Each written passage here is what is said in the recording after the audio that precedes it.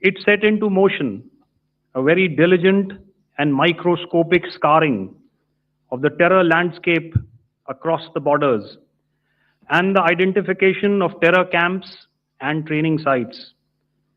The locations that emerged were numerous, but as we deliberated more, we realized that some of these terror hubs were now bereft of any presence and had preemptively been vacated, fearing retribution from us. There was also a term of reference and our own binding, self imposed restriction to target only terrorists and thus prevent collateral damage.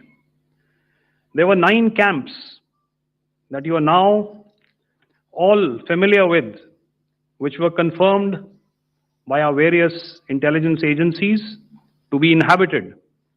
Some of these were in POJK, while there were others that were located in the Punjab province in Pakistan.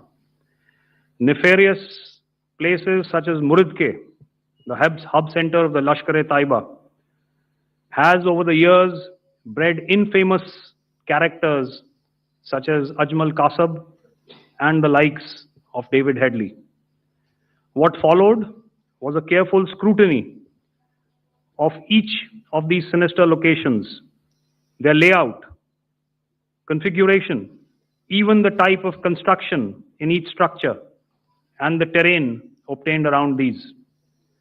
This was with an obvious intent to deduce and identify the exact vector that was required for their neutralization, as also the eyes in the sky that we would send up to ensure that we brought back evidence that we had indeed targeted what we set out to.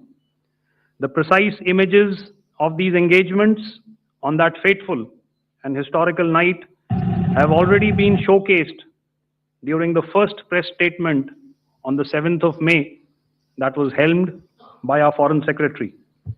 I have targets such as Yusuf Azhar, Abdul Malik Rauf, and Mudassir Ahmed that were involved in the hijack of IC-814 and the Pulwama blast.